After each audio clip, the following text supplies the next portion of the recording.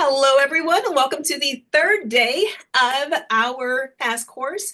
And so we're so excited to talk about our third topic, which is AI is for everyone. Is that a myth or is that true? And so we will talk about accessibility. Hello, everyone, and welcome to the third day. You can see how important it is because I have to emphasize it on two different platforms.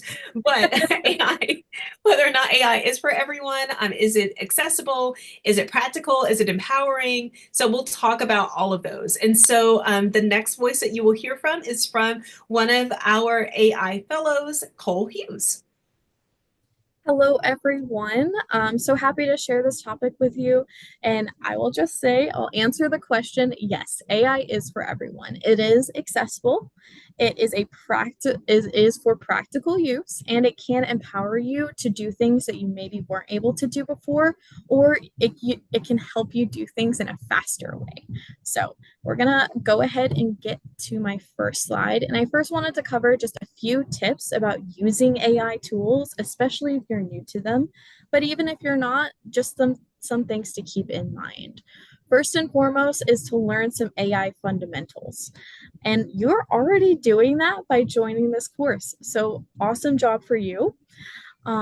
But why don't we keep that education going by pursuing multiple different outlets? So, following social media accounts like ourselves, we put out a couple times monthly something called Future Forward Fridays, where we address some new AI tools and show you how to use them. So, that's one way. And of course, you don't just have to follow us, you can follow multiple different platforms. Please do.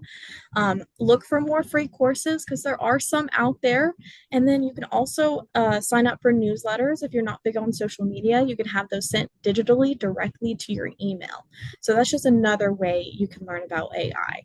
And AI is changing every single day. So that's why we suggest to keep up with all of those news elements. The next is to experiment with AI tools. So come up with a prompt and then try them out on multiple different tools. There are a lot of free ones. You can try them out on different ones and then see which ones you like. What answers do you like? What parts of answers do you like?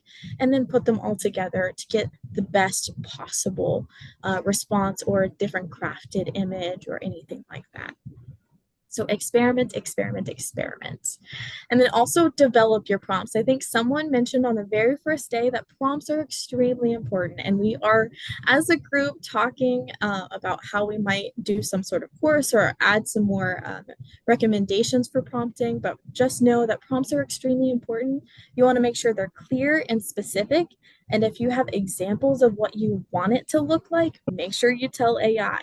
It's just like working with a coworker. If you're saying, hey, can you take this off my plate for me? Let them know what format you want it in. And that way you can save time on that too. And the last thing is to embrace opportunities to learn. I know when I first started my AI journey, I looked at my everyday life. I walked through life and saying, okay, what can I use AI for? And then I tested it. Sometimes it didn't work out, but sometimes it really did. And then I worked it into my process for every single day. So definitely embrace those opportunities. Just wanted to do a quick show of what kind of tools are out there that are already accessible to you without putting down money. You can use ChatGPT, Gemini, Suno, which is a music creation tool. Lumi 5, I believe, is an image creation tool. Anything like that you can use for free. And there are definitely more. That's just a few. And then you can also start using free trials for some of these things like Jasper AI and Present. Those things you can use with a free trial. It's typically a week to 30 days. And then they're typically pretty cost effective anyway after that. And there are different tiers, some for businesses and some for individuals. Okay, so in order for AI to be for everyone, of course, we want to find out where we can use AI in our daily life, not just as a business, right? We can individually use it in our workspace. We can create more consistent communication. Things like, I think yesterday, Alba and some other folks were talking about how they use AI to be more consistent in emails, stay professional, or if you're doing kind of larger team wide or staff wide emails or messages, you want to make sure they're all have the same tone. You can use AI to do this. Tell it, give them the email and say, hey, I want to make sure it's this and this and this in the tone. It can also save time on tedious tasks like making spreadsheets or updating spreadsheets, creating tables, anything like that. It can save time creating for you. Then there's also data analysis. This is something that is actually already built in to a lot of different tools you're already working with. Things like, I don't know if anyone else here uses Google Analytics or other any, yes, me too, other any insight tools, anything from social media to web pages to email marketing. Those things already have AI tools built in that gives you recommendations on what your audience is doing and how you might best reach them. So that's just one example. And then the final is to generate ideas. It's really good for brainstorming. I think Dr. Edwards was the one who said yesterday that she uses it as a coworker, like I said before. So if you are stuck on a blog title or a page title, or if you're curious about like what should I name this assignment or what key points or objectives should I use for this assignment, you can talk to AI and say, hey, this is the theme. This is what I really want students to learn, and give me some examples of some objectives. And then you can plug and play with those different examples. You don't have to take directly what AI says. You can look at it and say, I don't like any of those, but it does give me an idea for something else, just like you're talking to another person. So, outside of the workplace, how can we use it in daily life? Well, we already kind of use it if you have a personal assistant in your home, someone like Alexa, and I'm saying that quietly because I have one, a Google Assistant, Siri, they are already with you in your homes and they set reminders, they send you texts when they're hands free. All of those things are AI powered. So that is just an example of how you use it in your daily life already. But you can also use it for recommendations, for shopping recommendations or travel recommendations. This little example talks about how a certain AI tool can help personalize flight and hotels. It can also give you activities that you might be able to do that you might have to take long Google searches to do, so that it gives you recommendations. It can also help you with event planning. If you want to look at calendars or venues, it can give you recommendations for that. It can also help you kind of brainstorm different party ideas. What theme should I do if it's in this type of year? Or what kind of game should I do if it's this sort of age group? I've done that. I did that recently with a Halloween party that I planned. It was very, very helpful, helping me create some different bingo games and things like that. And finally, not a lot of people know that you can do this, but you can actually ask different AI tools to quiz you, give you trivia, and also play different games with you. One thing that my work actually did was have different groups of us go out to ChatGPT and ask it to play a detective game. And we went through the different steps of them giving the AI giving us this information and then saying, should we ask this person a question? It was very much like Clue.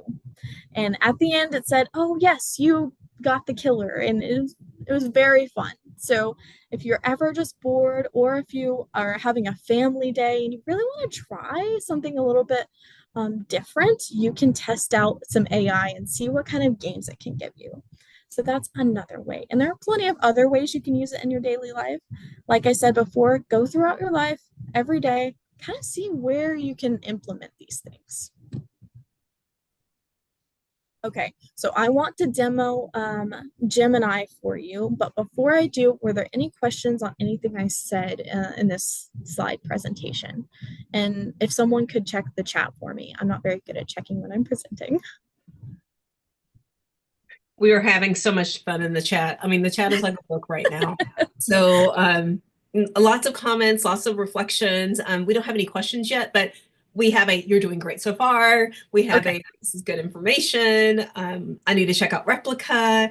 And then also some folks are joining and they're really enjoying the content. So wonderful. Okay, then we'll go ahead and go to our Gemini demo so that we can look at that. Let's see. All right.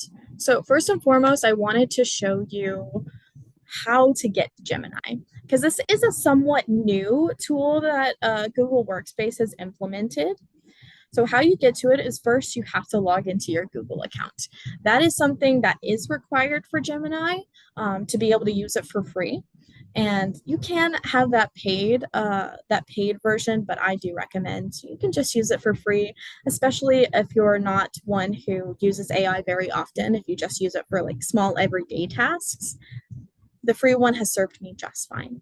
So you do have to log into your Google account, and then where you typically look for your Google Drive, your Gmail, all of that in the top right corner next to your picture, that's where you're going to find Gemini. So you click that, and if you haven't ever used Gemini before, it will come up and it will ask your permission to go ahead and implement Gemini in your Google account. So what this actually does is any device that you have this specific Google account associated with, if you've logged in on your phone, for instance, or on your tablet, it will implement Gemini throughout your different devices. So please be aware of that. That was something I didn't realize when I first did this a while ago. I opened my phone, and when I was going through some Google stuff, it was like, oh, Gemini's right there.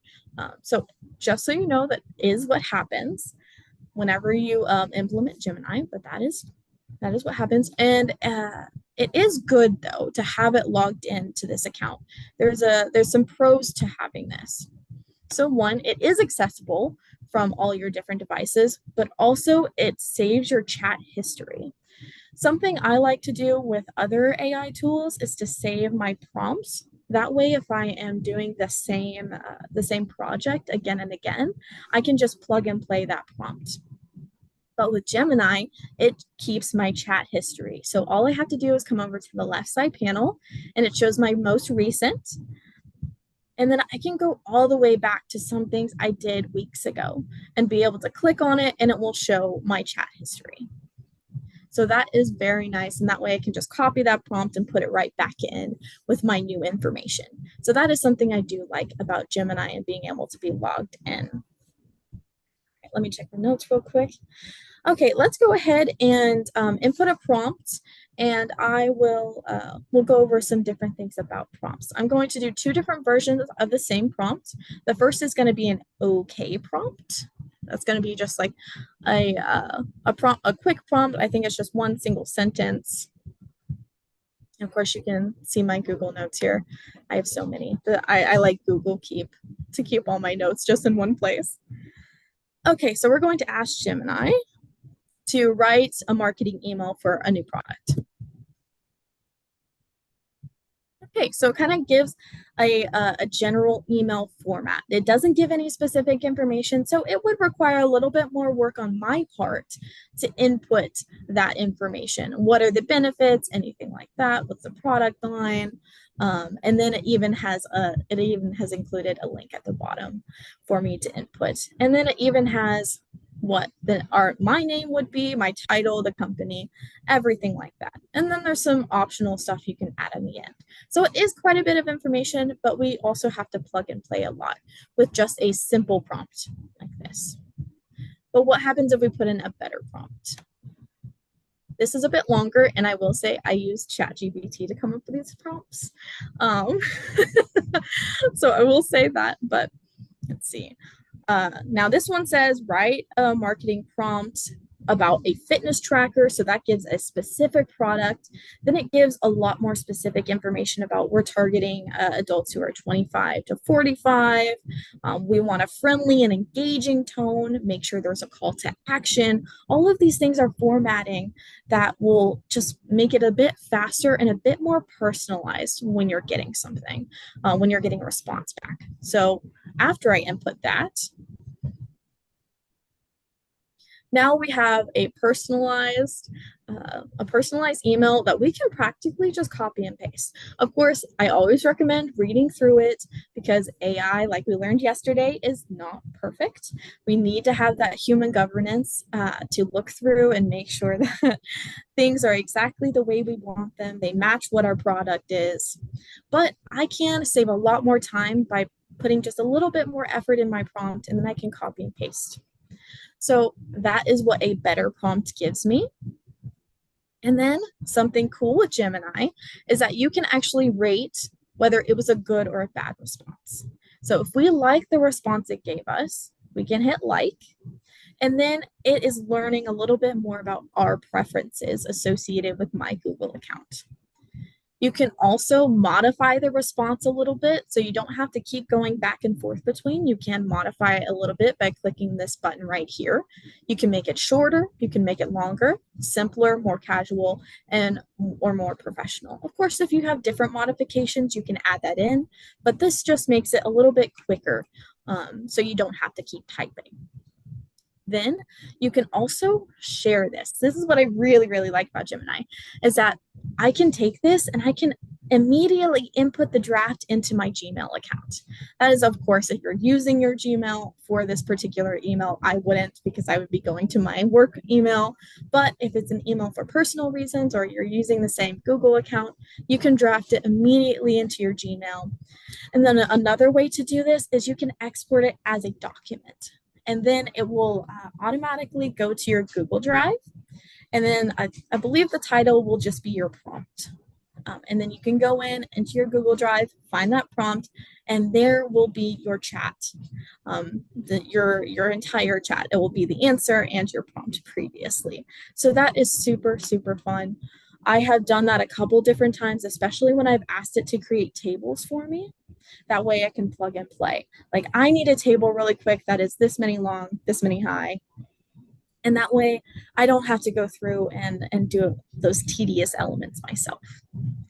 Another thing that you can do with Gemini, which I haven't done before and you need to be a little bit careful with, is you can actually share your chat history with other people via a link. Now, what this does is create a link that is public. So technically, if someone were to somehow Google something that is related to your chat, they could find their way to this public chat. That is something to be wary of when you're sharing. However, it is a very cool a cool thing to think about, is that you can link to chats. It's just something I would be hesitant on myself. I would probably use different elements of sharing, like through the Gmail or through your Google Documents. But it's something that you can do, and maybe they're going to update that because this is a new platform to you, so you can have a very private kind of link that you can link to.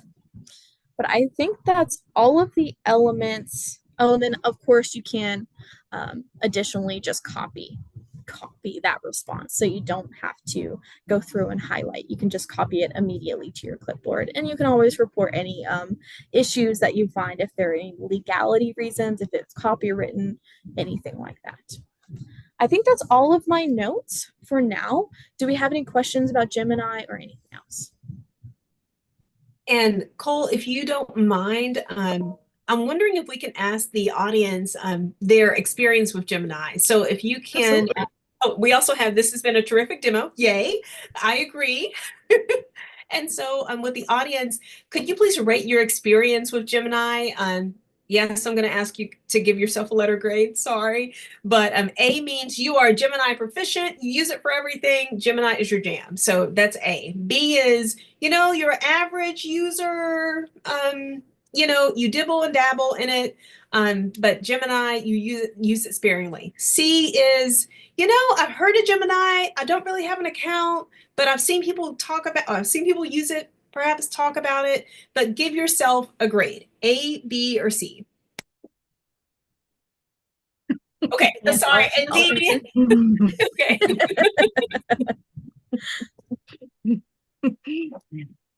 So I'll go first. Cool. Should I go first? Okay.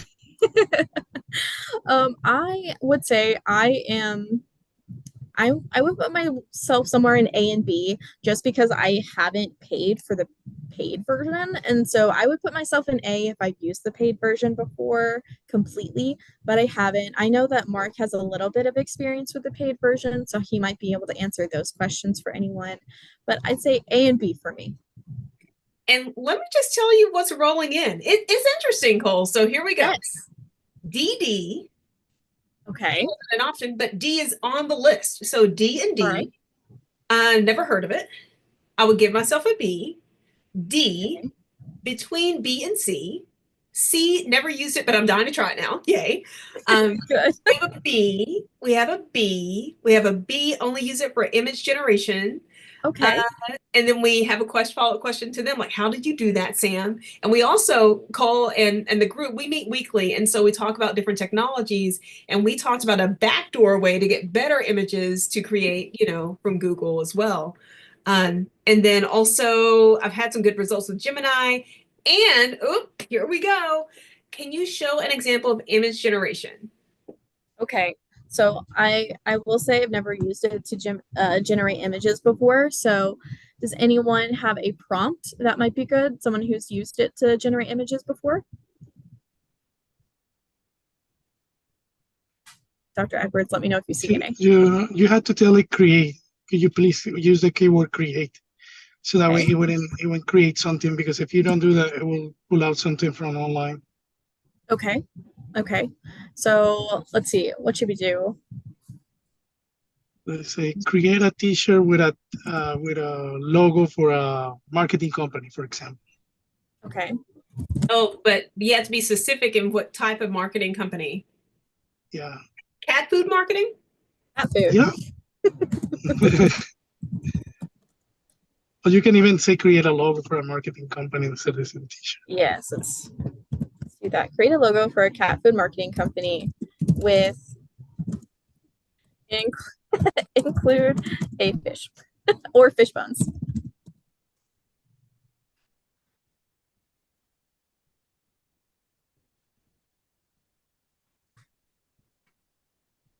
Let's By the see what way, it our says. disclaimer is we don't know what's going to come up. So Yes, yes. just Please be wary of that. We don't know what's going to come up. cat You food know, that's marketing. kind of cute. That is no bad, to be honest. I wouldn't use it to be honest, but it is there. Hey, It's I not will so say bad. that image. You never know. You might have $1 million logo there. So you know what, Cole? Scroll back up for us Yes. and go to like to your prompt and edit Yes. it Okay. and put for a cat food marketing company called, give it a name. Called Happy Kitty. Thank you, Mark. And include fish bones. Or please include fish bones. And we're saying please because we never know what the capabilities of AI are. And so we found good results by saying please and thank you. So that's just a preference. Yeah, I noticed when you say please, it shows better result than you say you do this. Like it's very sensitive. Okay, we've updated it. See what Disclaimer happens. still stands. Hey, Aww. that's cute. But the words though, y'all, the words. Oh, why? I don't know why it did that. It got the name right though. So I think I this just goes to show that again, it doesn't always get it right. What about like a realistic like island picture or something like that? Okay.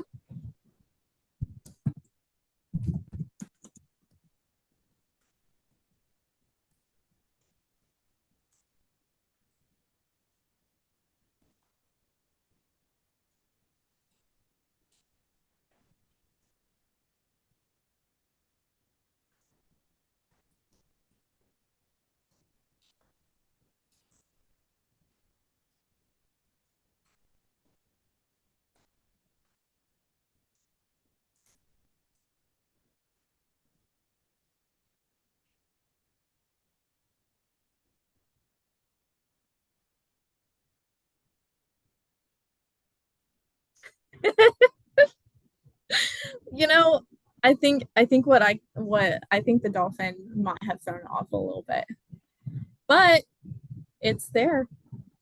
I don't know how realistic. I mean, it looks like an just a typical like desktop background for me. I think there are different image generation tools that may be better that do have some free options. So I think that just goes to show also that picking your tool is also extremely important. And this is where we test out different prompts and see if it works for certain tools and what doesn't. And also, Cole, we have some questions in the chat. Okay. So one question is, could you ask it to fix the words? Okay. All right.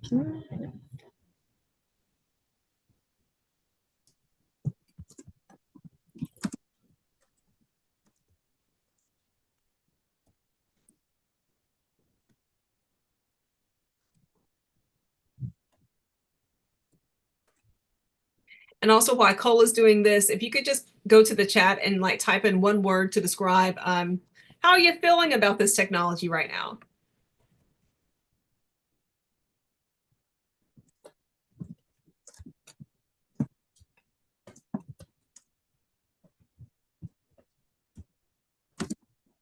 I don't even know what that letter is.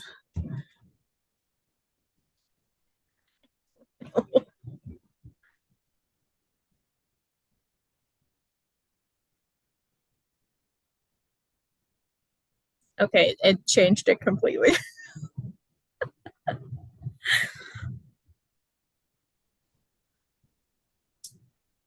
Okay. But honestly, you could just take the top and just Mhm. Yes. Yes. It looks like it tried to fill it in with filler text instead of I'm not sure. It's probably using some sort of format or template on the back end that it's pulling from, and then it can't figure out what to fill in on the bottom.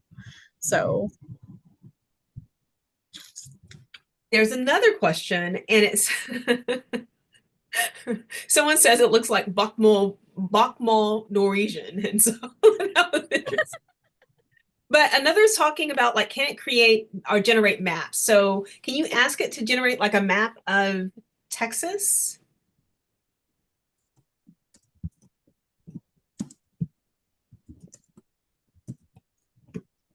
We need to tell it to do with counties and stuff like that to be more specific. I'm scared.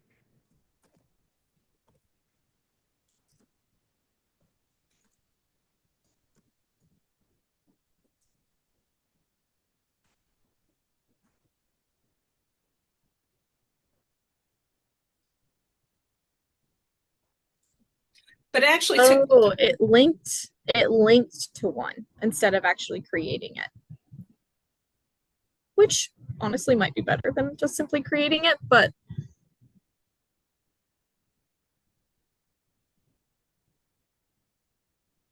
yes. Dr. Lyles, what are you talking about, like a historic map, or what are you thinking?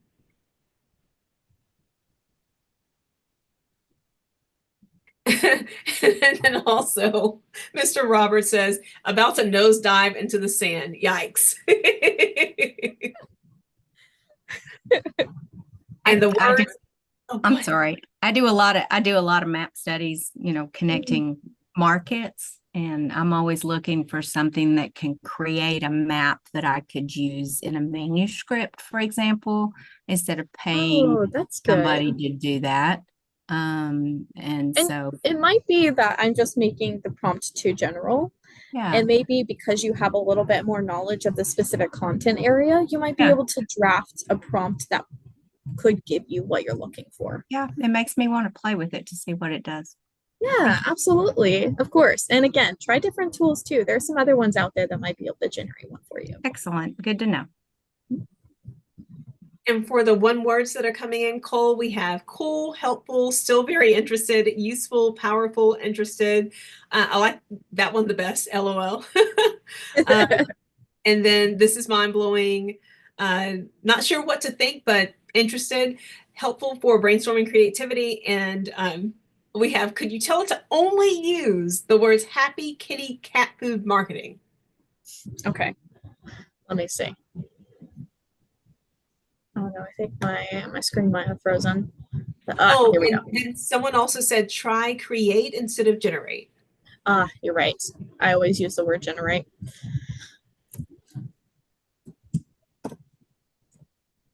Let's do this one first and we'll yeah, it still linked us to somewhere instead of automatically generating or creating one. Let's see.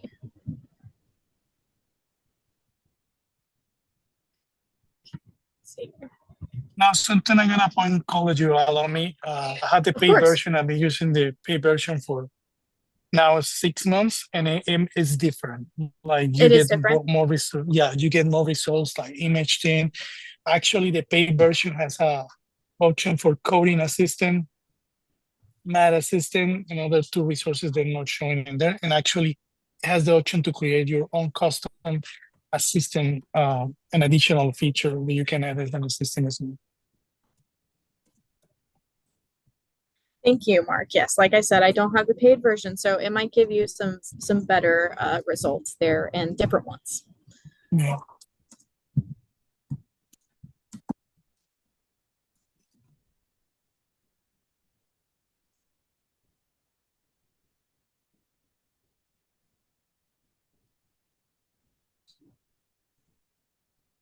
Oh, it didn't give us anything that time. Ah. Huh. I'm not sure why that is. I have yet to encounter something like this before. But like I said at the beginning of this demo, is that Gemini is a newer tool, so it still has quite a bit of machine learning to do. And also, while Cole is demonstrating, what questions do you have for Cole or the rest of the team about this particular tool? What would you want it to do ultimately, and how could you potentially use it on a daily basis?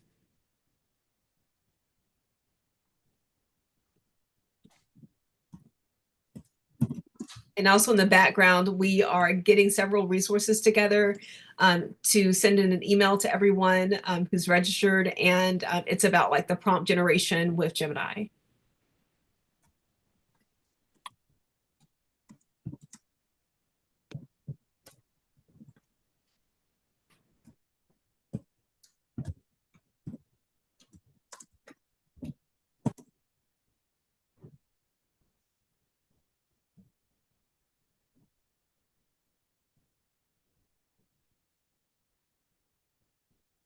It's not showing it for me.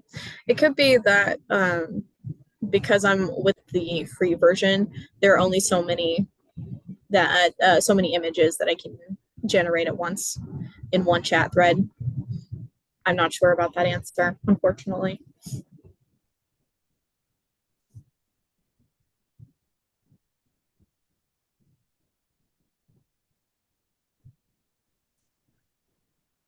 Also, Kenny says if you are a schedule person, it could create your everyday schedule. Wow, Yes. by putting in how much time you have and what tasks need to be done. I kind of love that. Yes, absolutely. That is a great option. Also, Alba says, I know for us as a fellowship, it can help us formulate ideas, yes, for future projects we work on. It has been very helpful in that regard. Sometimes it's hard to come up with them or to come up with ideas. Nice. And then Samantha says, I think the image generation can be used for selling wall art on Etsy. Interesting. You can mark the artwork as created by AI. Interesting. That is definitely an option. I feel like I feel like there's some more discussion to be had on different image generation tools and kind of what that means for using them. And I know we're talking about ethics and biases tomorrow, so maybe it'll come up during that discussion.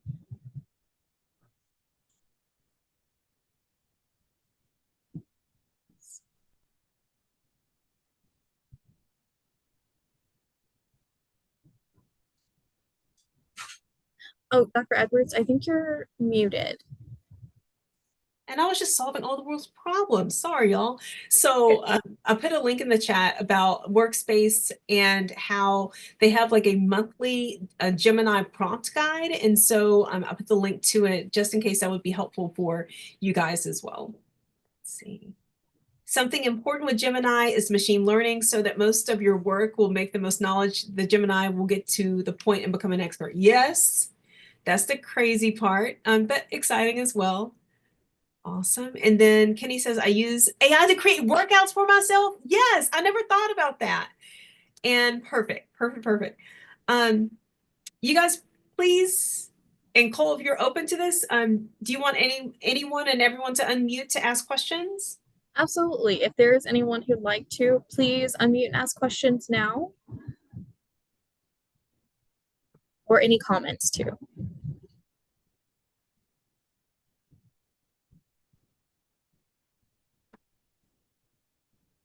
And I did want to just plug again our Facebook group, or through email, you can ask any questions.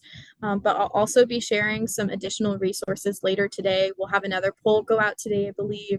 And there will be an article posted, I think around 7 p.m. tonight, about different ways that AI is already integrated into our everyday life, and we may not even know it. So that is a very interesting article. I think there are like 32, something like that, different ways that AI is already integrated and where we touch it and interact with it every day. So.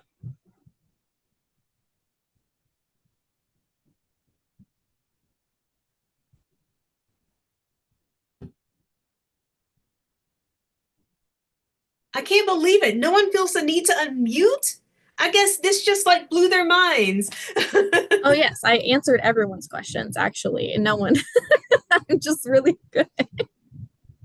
No, people are just processing, I'm sure. And I'm sure there will be a lot of processing after this course too. And we are always here, so follow us on Facebook, and I think we're on X as well. So for any additional opportunities to learn. Dr. Lyles had a question about where the discussion questions we need to answer. Dr. Lyles, do you have Facebook? And you know what? Just I do, but I'm pulling off there right now due to personal reasons. Well, we will, and I know a few people do not have Facebook, and so we are around 3 o'clock every day. We are sending the questions from Facebook in an email. So just reply to that email with the questions. You should have gotten one yesterday, but if you didn't, then I can send it to you. I probably need to check my quarantined messages that they. Oh, I love the quarantine folder. You know it. You don't need this. Yes, I do. AI. I'm just kidding. No, but I kind of love it though. I definitely establish a lot of rules on my inboxes because I get double messages in my work. I'm just like, okay, let's put it all in that. I call it the graveyard. It's never from individual people. It's just auto generated messages from ticketing systems. So. So I don't have a question as much as a comment. Mm-hmm. I read an article this morning about Sam Altman claiming that AGI is coming, which would be the artificial general intelligence. Is kind of like where the computer's just going to start thinking for itself. Okay. It's a little scary to try to get your head around, but they are, so his product, so he is over OpenAI, and I think they're under contract with Microsoft, but this next level is going to get them out of that. And so they're kind of pushing for it sometime in 2025. Oh, wow, that's so. And the article goes on to talk about, well, it's just kind of scary. The computer will have the ability to learn on its own and to actually the end product of this AGI would be where it could run a business itself without anyone. Wow. So anyway, good article. It was in it was on tomsguide.com, and The article says Sam Altman claims AGI is coming in 2025 and machines will be able to think like humans when it happens. Okay, it looks like Dr. Edwards was able to share that link for everyone, for anyone who's interested. Thank you for sharing that. It's a little scary. We'll definitely have to keep an eye on that as a group and see if we can find any more resources on it. Well, excellent job, Cole. And we're excited about exploring Gemini. So you guys, you have homework tonight.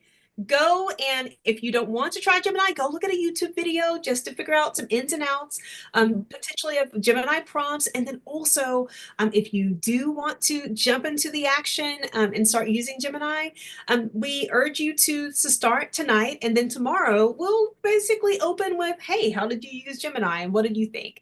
So, Cole, again, thank you so much. And everyone, please join me in giving Cole a hand because an amazing presentation, amazing information, and also amazing prompts that are always going to be fluid because the machine is learning. And so thank you for helping us lay that foundation. So perfect, perfect.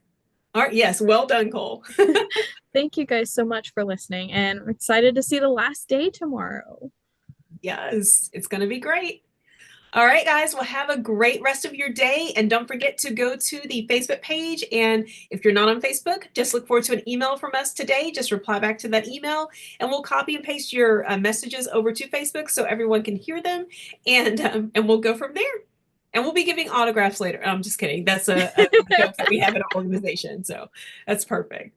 All right, guys, have a good day. Bye, everyone.